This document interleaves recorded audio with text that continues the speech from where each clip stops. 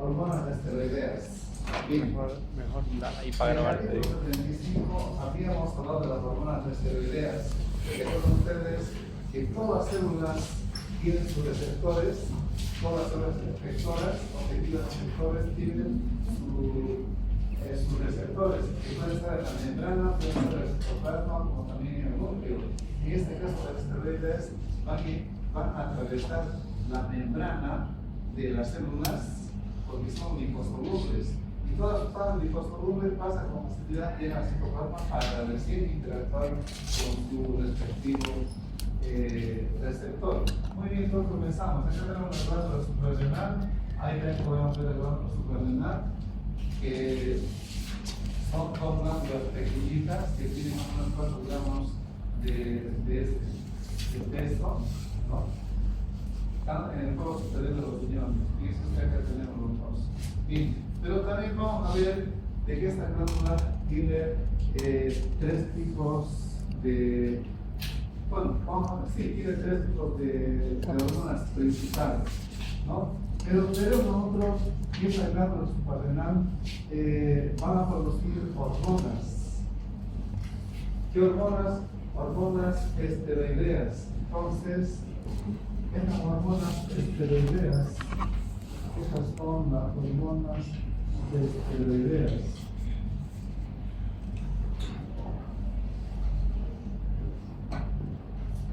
O corticoesteroideas, ¿no? Porque es el nivel de la corteza.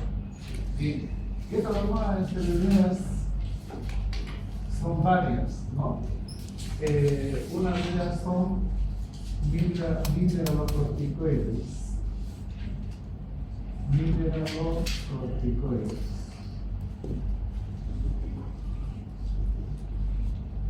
¿No? Y la otra son glucocorticoides.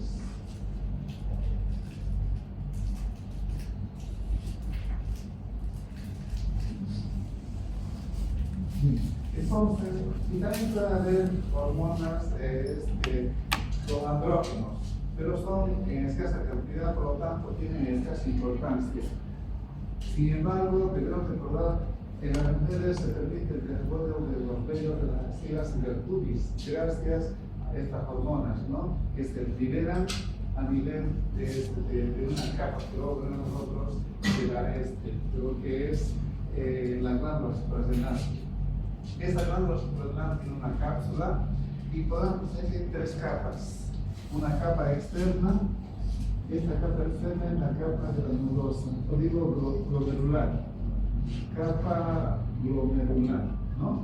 Y la capa media es la capa fascicular. Y la capa más interna es la capa reticular. Muy bien, 3 capas. La capa más externa de negrita representa el histofiltro. ¿Y qué va a liberar? Va a liberar estas llamadas mineralocorticoides, que sería, en este caso, la aldosterona. Ustedes se acordarán que cuando vemos en el capítulo 1, sistema adenina-angiotensina-aldosterona, liberaba aldosterona, pero gracias a la presencia de una enzima llamada aldosterona sintetasa o aldosterona sintasa, ¿no? Bien, entonces esta capa más superficial tiene una enzima llamada aldosterona sintetasa. ¿Qué va a producir? Va a producir la aldosterona. Entonces acá ponemos aldosterona, con las que vamos dominar los colores porque si no, no se ve bien. Pero ¿qué le van a estimar a la aldosterona? 2 componentes importantes, la angiotensina 2 y el potasio.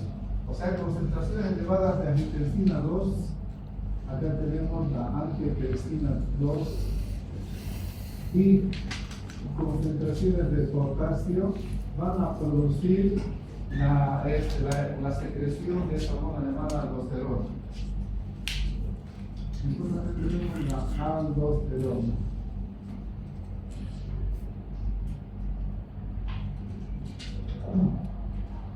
Y la aldosterona tiene que ver mucho con mantener algo estable la concentración de líquidos, sobre todo de líquido extracelular, sobre todo en sodio y en potasio.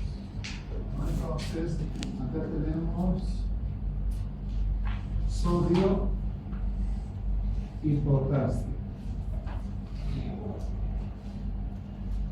Bien, entonces creo que así, primera vez haciendo este tema, no sé si está bien el resumen, creo que está bien. Así entonces, la capa glomerular va a producir, se denomina los mineralocorticoides, que sería la aldosterona, pero los elementos más importantes que van a producir o que van a estimular la producción de la aldosterona serían la angiotensina 2, como también el potasio. Sin embargo, cabe recalcar que acá la ACTH o la corticotropina no tiene ningún efecto. Tendría un ligero efecto que más adelante hablaremos sobre esa cuestión. Entonces la aldosterona se va a secretar, ¿no? ¿Se acuerdan ustedes que la renina cuando se activa o cuando se libera, cuando hay una deshidratación se libera la renina y la renina actúa sobre el angiotensinógeno, ¿no? Y este angiotensinógeno va a formar angiotensina 1. Y acá tenemos el órgano de la respiración,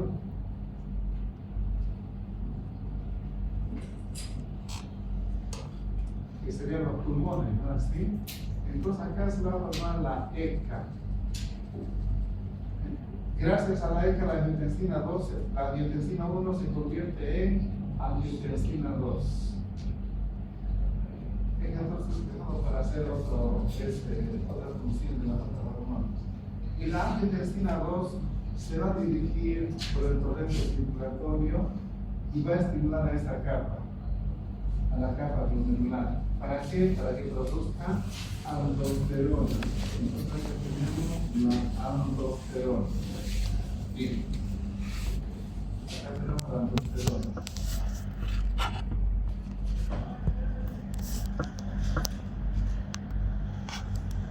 Y la aldosterona va a actuar sobre un tipo de células llamadas células principales, que están presentes en el túbulo distal, en la segunda porción, en el túbulo corrector y muy poco en los conductos colectores.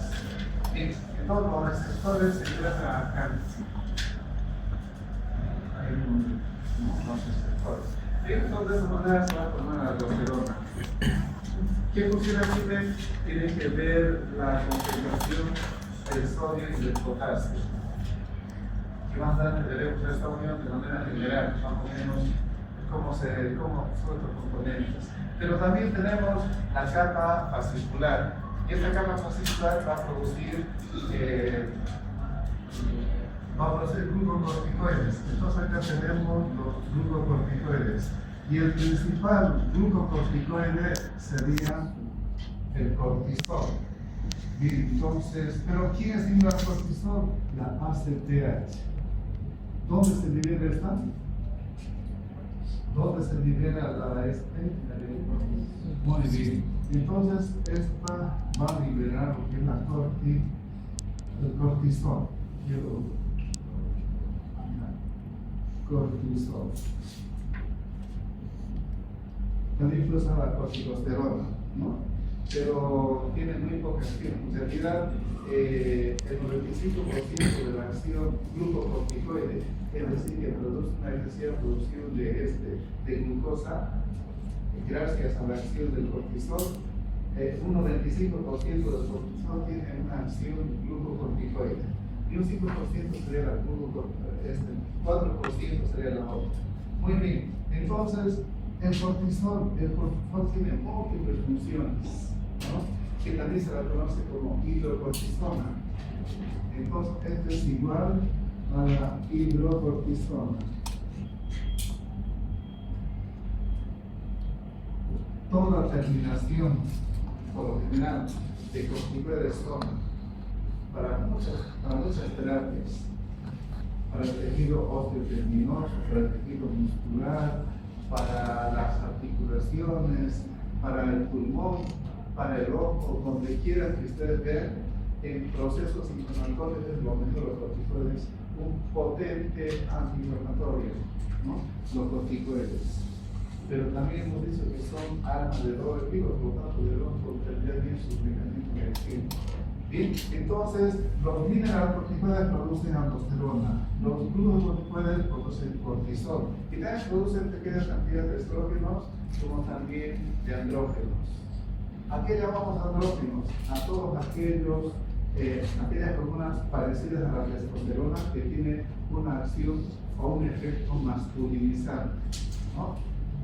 Bien, entonces tenemos la capa reticular, y la capa reticular también va a ser estimulada por la ACTH. Esa capa reticular, que serían los andrógenos en este caso, los andrógenos. Y estos andrógenos también van a ser estimulados por la ACTH.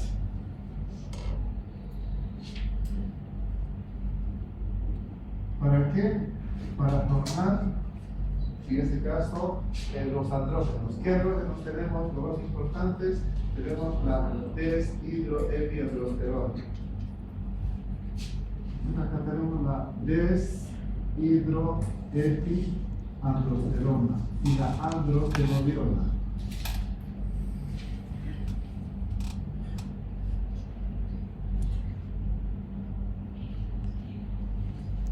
Bien. Esta androstenodiona también es importante, además de algunos estrógenos, pero mínimas cantidades de estrógenos, que hemos indicado ya, ¿no? Que estos andrógenos tienen estas características, pero sin embargo en ocasiones puede haber alteraciones al nivel, o sea, tumores que producen una excesiva cantidad, ¿no?, de estos componentes y van a haber algunos síndromes conocidos como el síndrome adrenogenital, ¿no? Vamos a ver después bien, entonces hemos visto tres capas importantes. Cada capa, la más superficial, llamada mineralocorticoides, digo es que la capa glomerular va a producir mineralocorticoides. ¿Por qué? Porque van a regular la cantidad de estos electrolitos o minerales, que son sodio y potasio. ¿Quién estimula? Estimulan dos componentes importantes. Estimulan la angiotensina 2 y el potasio. Estimulan la producción de aldosterona, que es 90% mineralocorticoide, es decir, su acción mineralocorticoide es 90%. En cambio, el cortisol es 95%, es un poco más potente. Inclusive, el cortisol también tiene una acción mineralocorticoide, ¿no? Que veremos más adelante eso cuando voy a entender esta parte de acá. Bien, los andrógenos, también toda la capa reticular produce andrógenos. Fíjense ustedes, para la segunda capa, que es la fascicular, para la tercera capa, la que estimula es la hormona adrenocorticotropina, ¿no? La ACTH, para estimular el cortisol y la deshidroepiandrosterona. En cambio, para la aldosterona, muy poco de efecto, pero sobre todo los que van a producir la estimulación son la angiotensina 2 y el potasio. Bien, eso sería lo que respecta a esto. Ahí hemos puesto todo esto, las tres capas. Ahí sería la parte más importante, que no entra al tema, pero sería la médula. La médula en realidad representa el 20%. Y la médula va a producir dos tipos de hormonas, la adrenalina y la noradrenalina. Y esa noradrenalina se va a producir en un 80% y el otro en un 20%, ¿no? Mucho más a nivel de la médula suprarrenal, la parte central de la glándula, ¿no? Cuando hay un estímulo simpático, es idéntico a la liberación de las terminaciones simpáticas que en todo el cuerpo están distribuidas como fibras simpáticas que liberan sobre todo noradrenalina, una sustancia vasoconstrictora, y la adrenalina es ligeramente vasodilatadora. Bien, aunque también tiene los mismos efectos que el otro, ¿no? Entonces, estos componentes no veremos aquí, porque para no pasar por ¿no? Estamos viendo la adrenalina y la noradrenalina. Bien, ¿qué trata acá? Son esteroides, y todos los esteroides se originan a partir del colesterol, ¿no? O sea, acá vamos a ver, aunque vemos la importancia que tienen estos componentes. Los mineralocorticoides habíamos indicado que son hormonas esteroideas, como es el caso de la aldosterona, 90% de acción de mineralocorticoides, y el cortisol sería el 95%. Todos estos corticoides se forman a partir del colesterol. Acá tenemos el colesterol. El colesterol, el 80% del colesterol, acá tenemos el colesterol.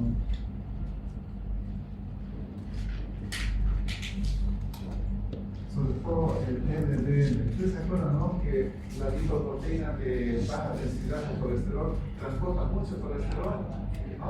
Y el 80% de esto tiene colesterol que sirve o que va a ser utilizado para la formación de los esteroides, de todos los esteroides, de estrógenos, de progesterona, de aldosterona, de cortisol, de todos estos, ¿no? Y acá tenemos, fíjense ustedes,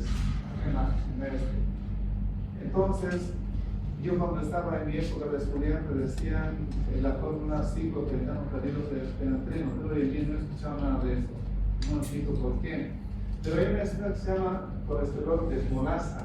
Esta colesterol desmolasa en su primer paso convierte en la prednisolona, como verán ustedes acá, seguramente, no se lo digan acá, pero acá, la prednisolona. Acá, esto de acá, la colesterol desmolasa se convierte en prednisolona. Y el paso va a convertirse en aldosterona. Y para convertirse en aldosterona, acá hay un paso, la que interviene en el sistema que se llama la aldosterona sintetasa o sintasa, ¿no? Y así se va formando. Acá tenemos la cortisona, acá tenemos seguramente este núcleo bien, ya se me falta, pero estos dos componentes que hemos hablado, ¿no? El estímulo, la aldosterona y la aldosteroniona.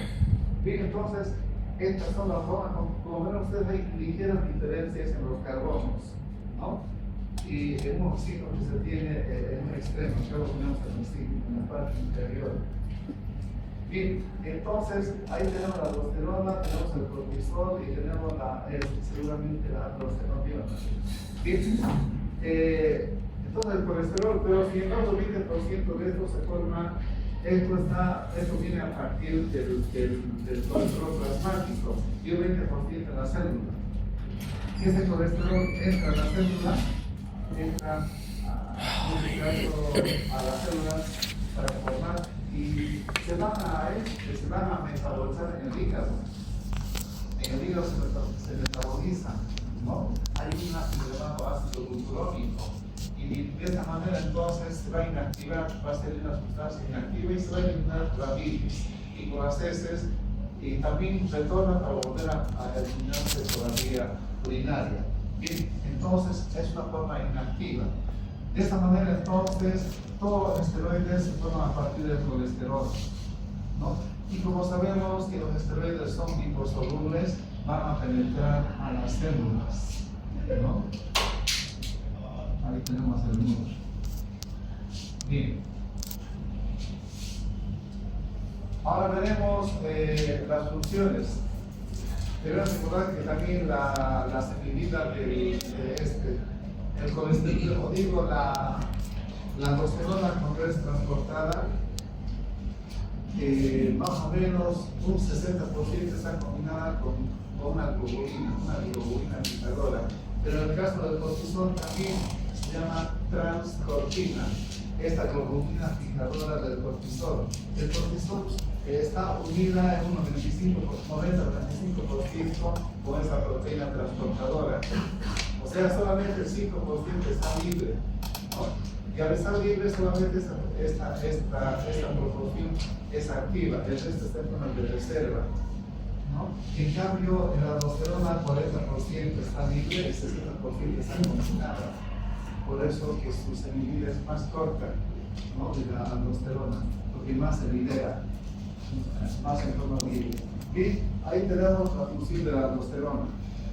Yo les enseño las 5 cosas para que se entretengan y más o menos ahí tenemos. ¿Qué podría pasar si hay una deficiencia de la aldosterona? Primero debemos encontrar lo siguiente. Creo yo que debemos ir acá, aunque esto está muy adelantado. Acá tenemos la aldosterona, fíjense ustedes. Esta es una célula y esta célula sería esta, la célula principal, ¿no? Bien, sabemos que los esteroides cuando llegan atraviesan la membrana. No se olvide que esta célula es una célula epitelial de los túbulos renales, en este caso en la porfina distal o túbulos conjugados distal. Estas células principales tienen una membrana, esta es la membrana vasolateral y esta es la membrana luminal. En realidad esa membrana luminal es así, porque está en relación con la luz de los túbulos renales. Esta es la luz. ¿Cómo se llama la membrana luminal? Esta es la membrana vasolateral. Acá tenemos la membrana basal o vaso y lateral. Todo lo que es la membrana vasolateral. Y esto está en relación con la luz, sería la membrana luminal de la luz. Este tipo de términos van a ver en muchas células, en las células intestinales, en las células, en varias células, inclusive también en la glándula tiroides. Bien, entonces cuando llega, fíjense ustedes, cuando llega la hormona ingresa a la célula principal, entra directamente por la membrana, porque es liposoluble, y se va a encontrar con un receptor de mineralocorticoide, ¿no? Y cuando se juntan, van a formar un complejo, receptor mineralocorticoide. Y esto va a ingresar al núcleo. Y en el núcleo se va a combinar, ¿no? Con el ADN y va a haber una transcripción. Fíjense ustedes, acá tenemos el ARN mensajero. Y luego se va hacia el retículo. Y acá se van a formar muchas proteínas. Una de las proteínas, fíjense ustedes, acá tenemos canales, ¿no? Canales de calcio, canales de sodio, canales de potasio, ¿no? Y acá también tenemos enzimas. Esta es la conocida bomba de sodio y potasio, trifosfatasa, adenosina trifosfatasa de sodio y potasio. En otras palabras, la bomba de sodio y potasio. Entonces, esta bomba de sodio y potasio se va a trasladar hacia la membrana vasolateral. Por lo tanto, acá tenemos la bomba de sodio y potasio. Y ustedes lo saben muy bien esta parte. Con azul, ¿no? Acá tenemos la bomba de sodio y potasio. Y cuando se activa esta, sacan 3 moléculas de ¿qué? De sodio. Y ingresan 2 moléculas de potasio. Bien, acá hay un canal de potasio. Entonces el potasio sale y el potasio va a ser excretado. Pero acá hay otro canal de sodio. Y el sodio ingresa, porque al salir el potasio acá hay una carga negativa y se negativa. Por eso, por esta diferencia de concentración, por un transporte secundario ingresa. Hablamos un poquito de lo que es. Por lo tanto, acá tenemos la bomba de sodio y potasio. Esta enzima es formada acá en el ¿no? Bien, hemos indicado que 3 moléculas de sodio salen al intersticio renal, ingresan 2 moléculas de potasio y estas moléculas de potasio pasan a la luz tubular. El sodio ingresa, ¿no? Bien, entonces, pero sin embargo, si nosotros queremos evolucionar un poquito, que no viene al caso, la espinoprolactona es un corticoide. Este corticoide también puede actuar en el mismo nivel, en ese mismo tipo de célula, ¿no? Puede bloquear a la aldosterona, o sea que esto actúa y se constituye como como un diurético, pero un diurético ahorrador de potasio. ¿Para qué? Para que no siga eliminando ese potasio. Bien, entonces De esa manera hemos visto cómo actúa esta célula. Esta célula actúa de esta manera.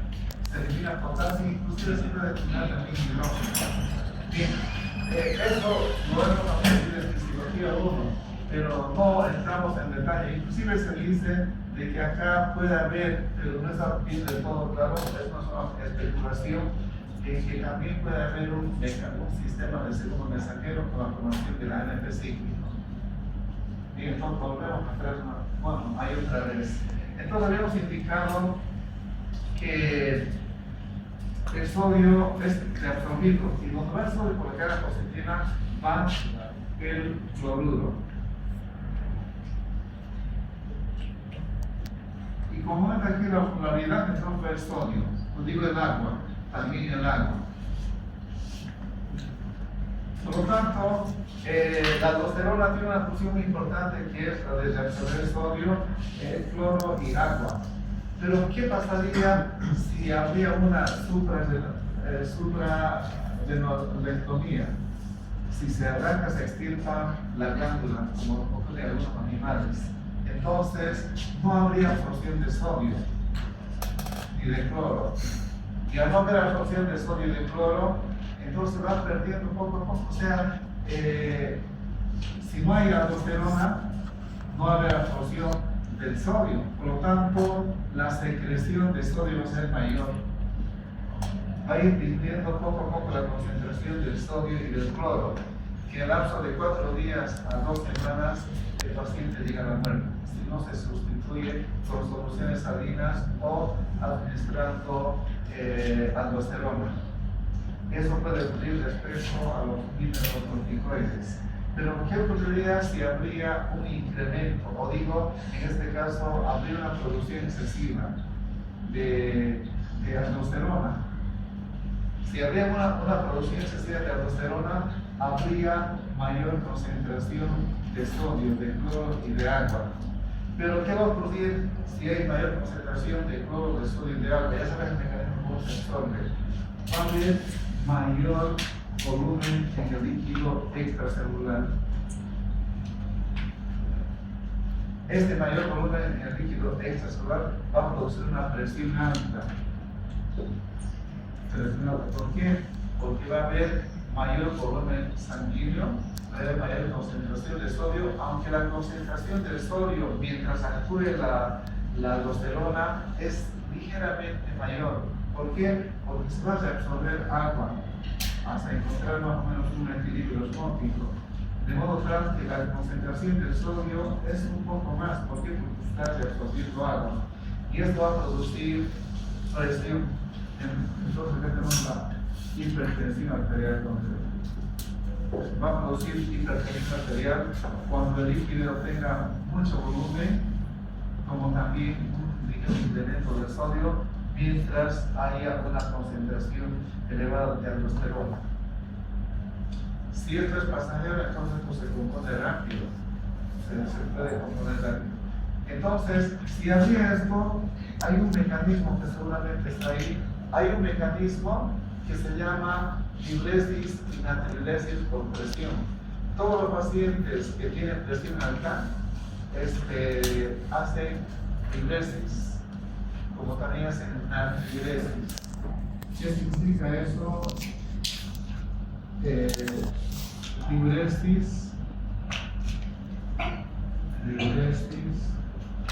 por presión y natriuresis.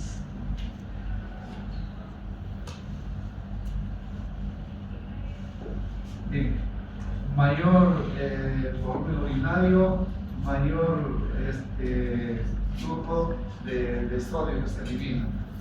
A esto se llama escape a la aldosterona. Escape a la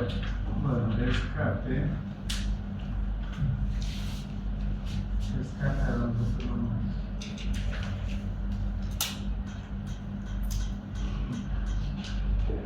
Bien, entonces fíjense ustedes, si habría un incremento del volumen del líquido extracelular o del volumen plasmático, puede haber un incremento del 5%, 10%, 15%.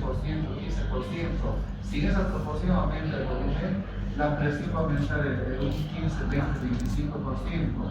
Y al haber una hipertensión arterial, entonces, por eso que todo paciente va a haber una diuresis por presión y también una diuresis por presión.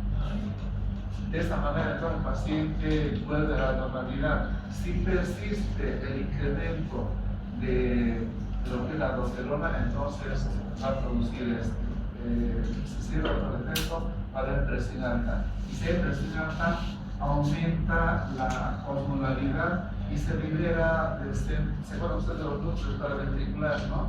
Que se libera ahí la hormona antidiurética. ¿Para qué? Para que se absorba ese nivel agua. La hormona antidiurética actúa acá reabsorbiendo, ¿no? Este es otro proceso que tenemos en el capítulo 75. Acá ya va a reabsorber el agua. Reabsorbe el agua a través de estos canales de anfocolinas y ciertos nuevos, ¿no? Y reabsorbe el agua. Entonces, de esa manera, se va aún habiendo elevaciones de esto, tiende a corregirse porque no hay tanto incremento del sodio. Y además de que el sodio, la excesiva cantidad de sodio ligeramente puede disminuir la producción de aldosterona. Y también, si nosotros vemos acá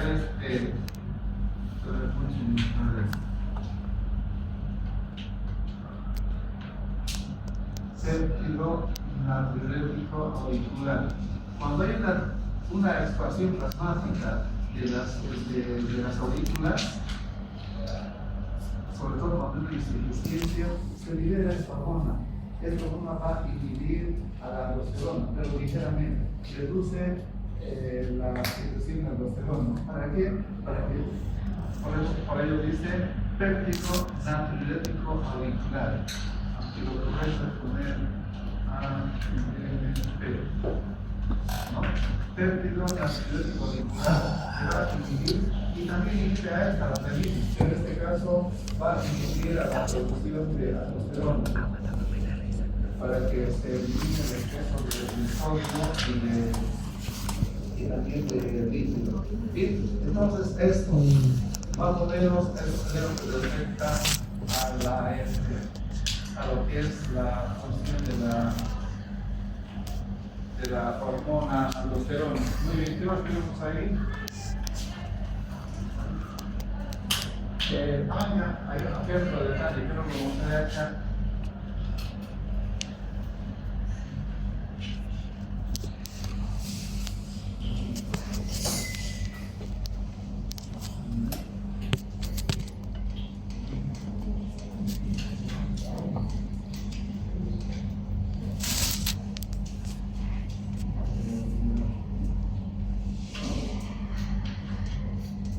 Ahí tenemos.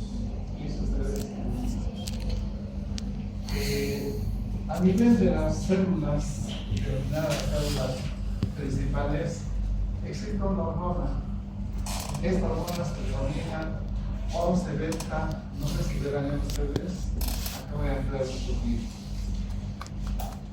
11 beta, yo ya estaba hablando sobre esto, ¿no? Hidroxi, esteroide, deshidrogenasa, tipo 2. Esta enzima, bueno, esto hará un poco de comentario, aunque no comience el examen porque es bien dificultoso, pero con esto van a dar cuenta ustedes con lo del gráfico. Esta enzima está presente en las zonas principales. Cuando les dije de que el cortisol tenía una acción ligera de ser mineralocorticoide, aunque su concentración es 2000 veces mayor que la aldosterona. Entonces, el cortisol también podría actuar sobre otros receptores. Hay unos receptores, se llaman, estos son los receptores, ¿no? Entonces, o sea, hay afinidad a los receptores para el cortisol, no solamente para la aldosterona, sino también para el cortisol. Pero esta enzima impide que el cortisol pueda combinarse. Más bien hace que el cortisol se convierta en cortisona. Entonces la cortisona ya no tiene afinidad para combinarse con esta enzima. Y si habría una deficiencia congénita de esta enzima, como hay personas que tienen deficiencia congénita, podrían ser una complicación que se conoce como síndrome excesivo de mineralocorticoide aparente. Entonces, las personas que carecen de nacimiento genéticamente de esta enzima ya no podrían bloquear al cortisol. Entonces, el cortisol podría combinarse con los receptores y tener una acción mineralocorticoide sin necesidad de que haya concentraciones elevadas de aldosterona. Entonces, en este caso, ¿qué habría? Habría absorción excesiva de sodio. Casi habría una absorción excesiva de sodio. Bien, entonces, esa es la importancia que tiene. Es lo que nos indica el cortisol. Si se combinara el cortisol con los receptores, podría actuar el cortisol como mineralocorticoide, pero esta enzima es la que impide eso. Y hace que la cortisona pase así y se convierta el cortisol en cortisona. Bien, y acá tenemos otra, pero ¿en qué tipo de células se encuentra? Y acá me quiero recordar lo siguiente, porque eso siempre es el examen. Sabemos que la aldosterona actúa a nivel de las células principales, ¿no? Reabsorbiendo el sodio y secretando el potasio, ¿no? Pero también las glándulas sudoríparas, las glándulas salivales, las células epiteliales del intestino grueso, también tienen receptores para la aldosterona y ejercen el mismo efecto. Por lo tanto, reabsorben a nivel de las glándulas sudoríparas, de las glándulas salivales y del epitelio del intestino grueso, reabsorben el sodio. Porque si habría mucho sodio en el tubo digestivo que no se reabsorba, podría provocar diarrea. Si el sodio absorbe agua, habría mayor acúmulo de agua en la parte del recto y podría provocar diarrea. Por lo tanto, la aldosterona en situaciones de deshidratación jala agua, absorbe agua de las glándulas sudoríparas, de las glándulas salivales, del recto del intestino, sobre todo de la parte rectal.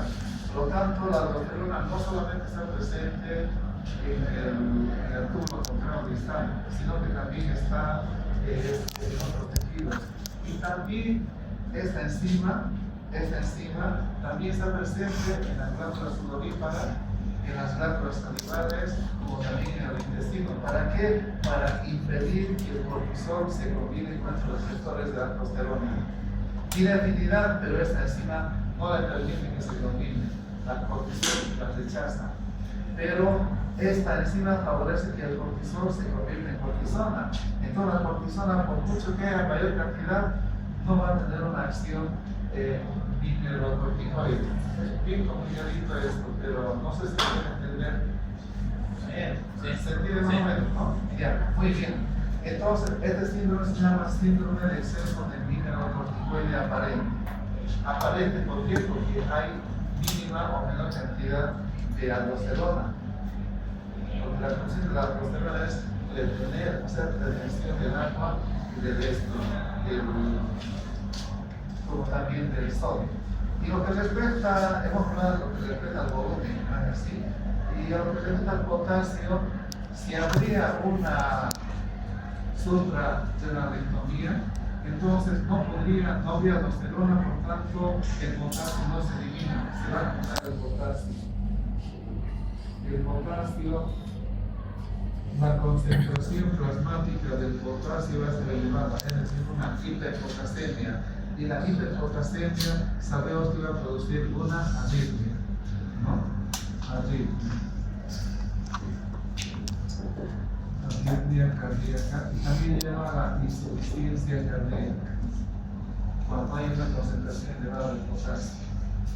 Es decir, que hay alteraciones en la contracción, en la despolarización. ¿Por qué? Porque como no hay aldosterona, no puede eliminar potasio y el potasio sabemos qué alteración puede producir. Bien, ahora vamos a hablar un poco sobre lo que es creo que lo que es mineralocorticoides también. Entramos al tema de glucocorticoides. Si tendrían alguna duda me preguntan.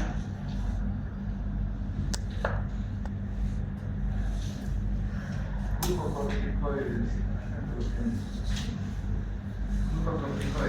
Muy bien. Sabemos que los glucocorticoides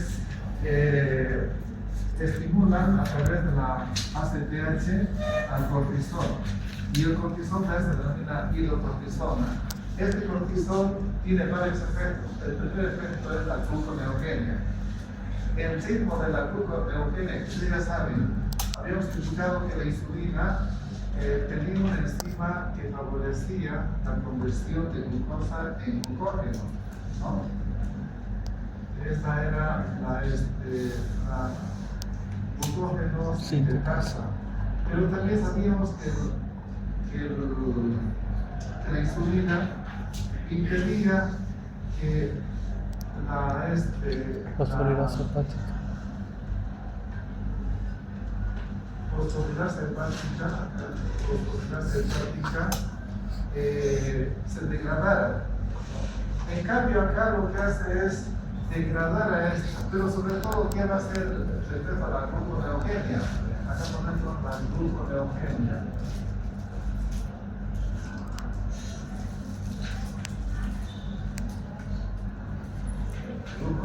Entonces el cortisol va a producir gluconeogenia, es decir, una producción excesiva de glucosa.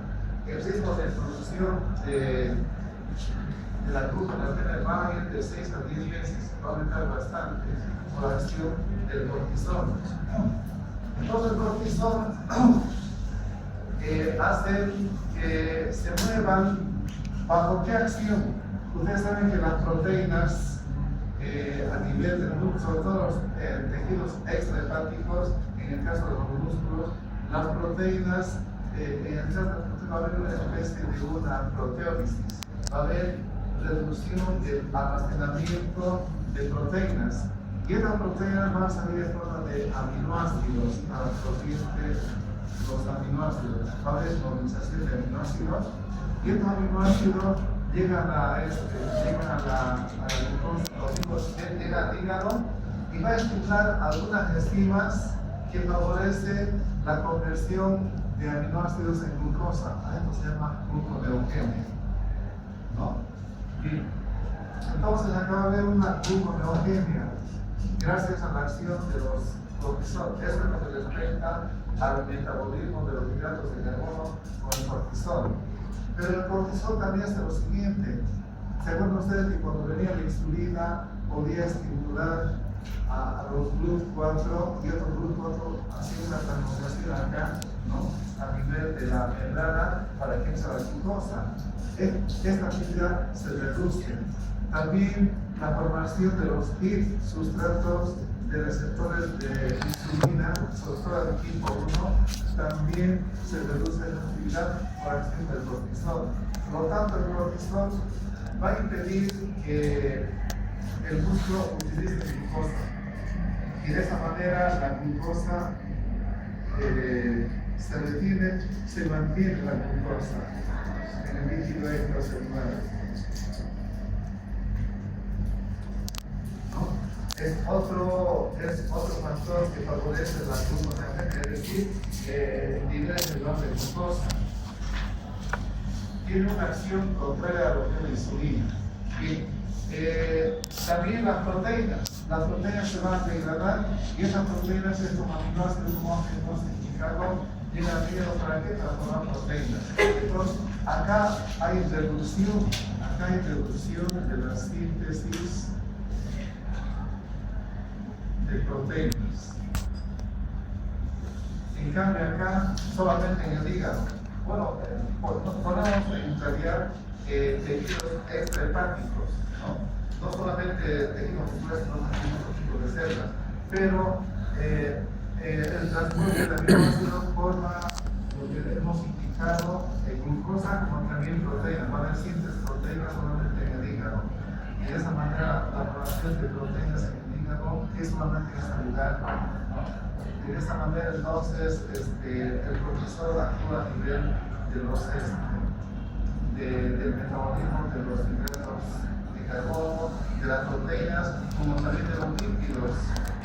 De los lípidos de igual manera, acá hay los lípidos, estos lípidos se van a degradar a estados gaseosos diversos y salen a la circulación como un sustrato energético para las funciones de las demás células. Esa función ejerce lo que es el cortisol. Entonces el cortisol interviene en el metabolismo de los hidratos de carbono, haciendo que se reduzca la captación y la utilización de la glucosa en muchos tejidos, ¿no? También va a haber una menor síntesis proteica y va a haber un catabolismo de las proteínas. Por ejemplo, las personas al tener menor cantidad de proteínas se siente hay una debilidad muscular. Y por otra parte, también va a haber acciones antiinflamatorias. Y creo que es la acción más importante que tienen los corticoides.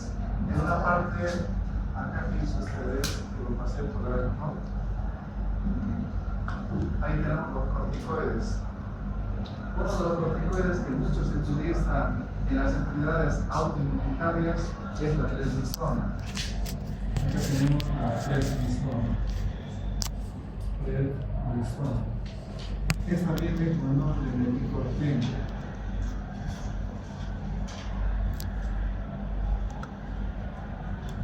Tiene de 5 a 10, 20 miligramos. Se da 60% en enfermedades autoinmunitarias en muchos, ¿no? ¿Por qué? Porque produce un efecto antiinflamatorio. Entonces, los corticoides, pero esta tiene 4 veces más potente, 4 veces más potente que la hidrocortisona, pero estos son corticoides sintéticos, ¿no? La metilprednisolona, acá hay otra que se llama la metil, como ven ustedes ahí, metilprednisolona, es 5 veces más potente. La dexametasona es 30 veces más potente. O sea, en la actividad glucocorticoide. Por lo tanto, ustedes se dan cuenta que cuando se utiliza dexametasona puede haber todo tipo de efectos a nivel del metabolismo de los hidratos de carbono, efectos a nivel del metabolismo de la glucosa, no digo de las proteínas y de los ácidos, digo de los lípidos también. Y hay efectos antiinflamatorios. Respecto al efecto de los antiinflamatorios, acá hay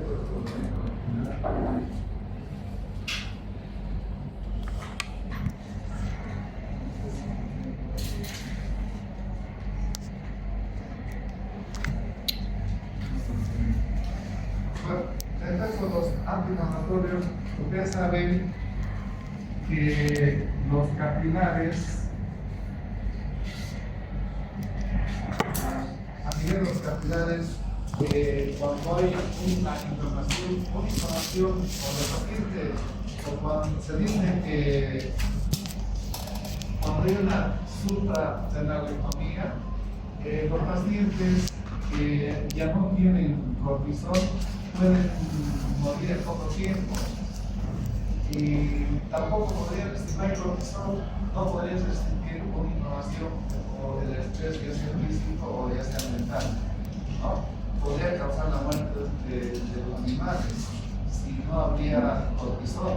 Por lo tanto, no se sabe de qué manera el cortisol evita y resiste cualquier complicación gracias al cortisol. Cuando hay estrés, ¿qué tipo de estrés? No sé si lo podemos ver. Hay varios tipos de estrés. Hemos dicho estrés físico, una cirugía, una infección, si se aplica cualquier sustancia necrótica bajo la piel, si se utiliza adrenalina, noradrenalina, etc. Si habría mucha calor, constituye en realidad un estrés físico. Ese estrés físico va a liberar, puede llevar a la muerte. Si no habría que contrarrestar. Por eso es conveniente que se libere el cortisol. Además, el cortisol tiene efectos antiinflamatorios. Y los efectos antiinflamatorios, debemos comprender que las células acá, las células tienen lisosomas, ¿no? Y los lisosomas contienen enzimas proteolíticas. Enzimas proteolíticas.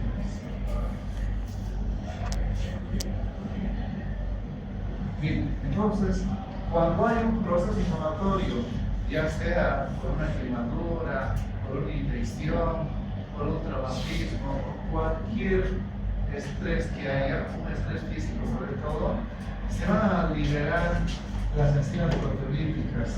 También de las células se van a liberar muchas sustancias químicas, usted ya lo sabía, se libera histamina, se libera serotonina, se libera bradicilina,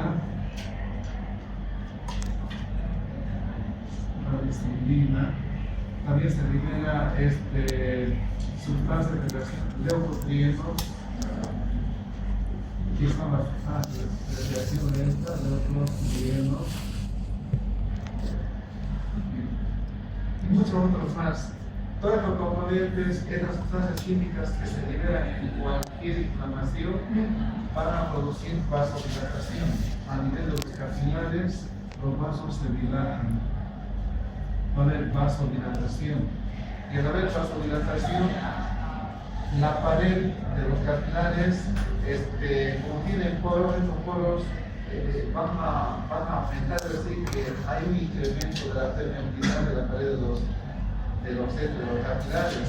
Por lo tanto, va a haber fuga de proteínas, va a haber fuga de plasma, ¿no? También puede haber fuga de algunas proteínas como el filinógeno, y el filinógeno va a producir una coagulación en la zona afectada. Por lo tanto, todo el proceso de inflamación que también va a haber en este caso por la liberación de múltiples sustancias químicas, va a haber migración de leucocitos. Los leucocitos migran y esto produce tumor, calor, rubor, dolor, etc. Tanto la letra de Paracelso. Todo esto puede de alguna manera, si no hay control, llevar a la muerte, ¿no? Y entonces, los corticoides, en este caso el cortisol, tiene un efecto muy importante. Su efecto es antiinflamatorio. ¿Qué es lo que va a hacer el cortisol? Va a estabilizar esta membrana de acá. O sea, la membrana de los lisosomas que contienen enzimas proteolíticas estabiliza para que no se degraden y se liberen durante el proceso inflamatorio. Por lo tanto, al inicio o durante la inflamación, la presencia de corticoides como es el cortisol o la hidrocortisona, que es lo mismo, va a revertir el proceso inflamatorio. Pero en el lapso de un día puede haber una mejoría espectacular con la utilización de corticoides. Pero también los corticoides, como ya indicamos al inicio, tienen una acción de doble filo. Es un fármaco de doble filo. Puede ser bien, también puede ser mal. Bueno, entonces tiene varias acciones el cortisol. Pero también el cortisol va a impedir, va a frenar la producción de leucocitos. ¿Qué tipo de leucocitos? Los linfocitos. O sea, reduce la producción de linfocitos T, como también pueden ser de eosinófilos. Por lo tanto, va a reducir el sistema inmunitario, ¿no? La acción de los corticoides. Esto fue un desorden, porque es la primera vez que estoy en esta clase, ¿no? Entonces, esas son las acciones. Muy bien, acá vamos a ver una enfermedad. Puede haber una excesiva producción de corticoides. ¿Y qué hacen los corticoides cuando puede, sobre todo, puede producir una iatrogenia? Es decir, el médico puede cometer un error al dar una dosis excesiva de corticoides en el tratamiento. Y eso es lo más frecuente. Aunque pueda haber tumores en el eje hipotálamo, hipófisis y la corteza suprarrenal, ustedes saben que la corticoliberina se libera en el hipotálamo. Esta corticoliberina estimula a las células corticótropas que producen ACTH. Por lo tanto, puede haber fuentes de diferentes lugares que pueden producir una excesiva cantidad de corticoides. Inclusive hay tumores, como es el tumor de células pequeñas, los pulmones, tumores a nivel del aparato gastrointestinal, me refiero a cáncer, ¿no? Entonces, estos carcinomas de pulmón, de intestino y de otros tejidos pueden formar sustancias parecidas a las que estimulan a la tiroliberina, o digo a la corticoliberina. Tiene una acción similar a la corticoliberina o una acción similar a la adenocorticotropina. Por lo tanto, estos tumores que producen una excesiva cantidad de estos y van a estimular a la glándula tiroides, sobre todo a la capa fascicular, para que produzcan cortisona. Entonces puede ser una primaria o secundaria. En todo caso, cuando hay una excesiva producción de corticoides, produce este síndrome. Este síndrome de Cushing. Habíamos indicado que había movilización de ácidos grasos.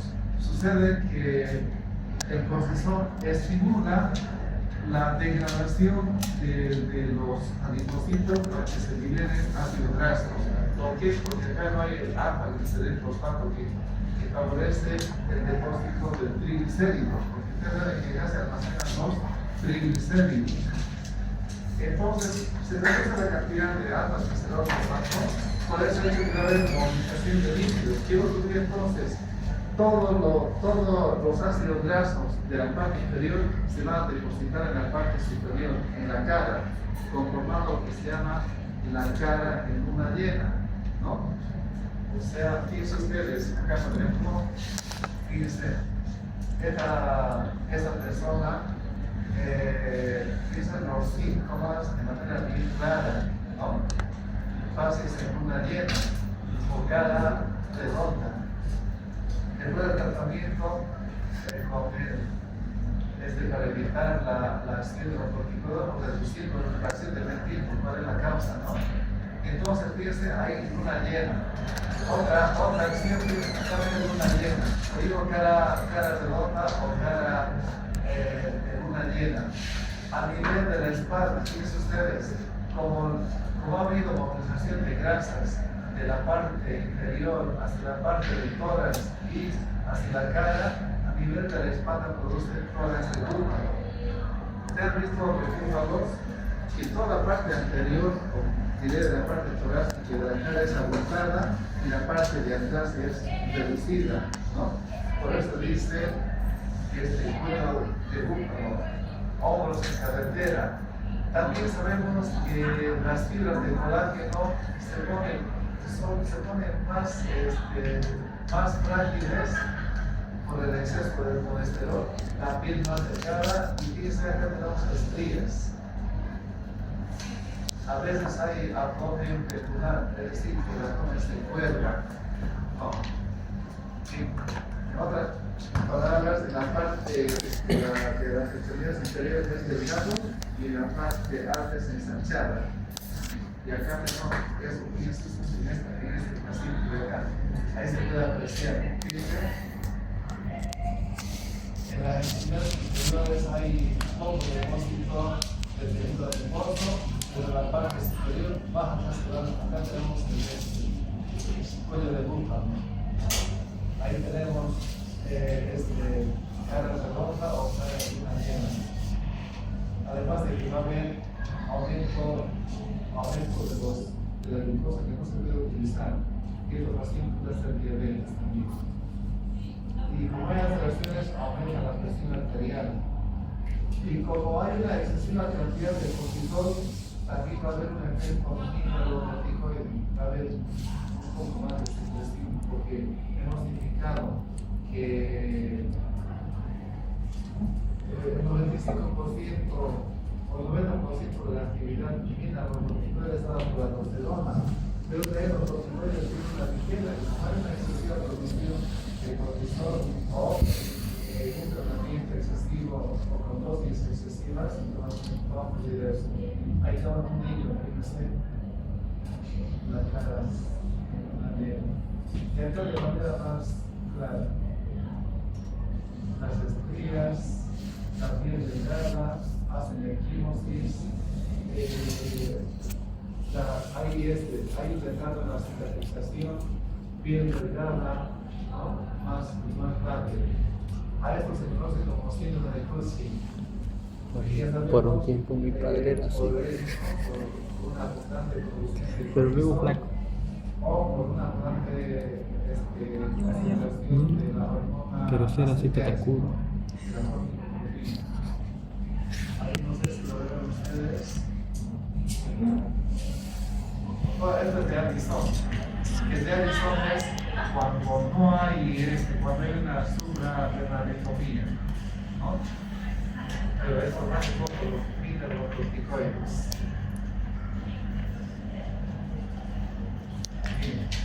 Y todavía acá, esto es la Addison, fíjense ustedes. La persona que tiene, y esto de acá viendo es el síndrome adrenocortico, adrenocortical.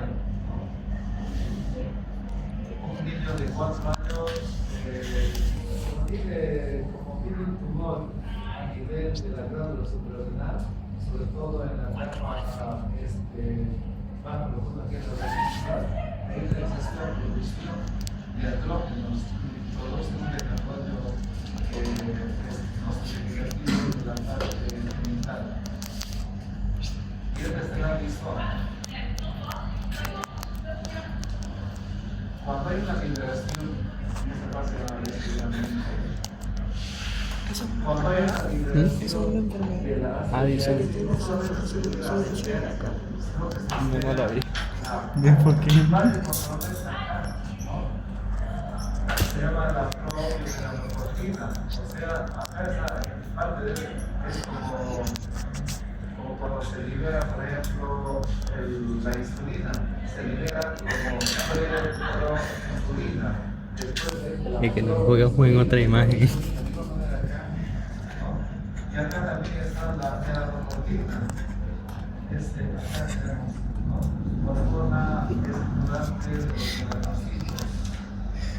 Esta hormona estimulante de los melanocitos, en ciertas etapas, en primavera, por ejemplo, en algunos animales, o digo, durante el verano, se produce en bastante cantidad para la población de la luz. Pero en la temporada de invierno no se produce tanto, no hay tanta luz, entonces hay menor producción de esta melanina que se encuentra sobre todo en la parte intermedia, ¿no? Pero hay animalitos que cambian de color durante la temporada de verano y de invierno. En invierno se hacen completamente blancos, no tienen camino, ¿no? Y en la temporada hormonas de verano tienen bastante adrenalina. Bueno, el caso es de eso, ¿no? De que hay muchas otras hormonas que se producen en el cuerpo, que es el cortisol. Y el cortisol hemos indicado que puede producir el síndrome de Cushing. Con eso creo que... Por favor.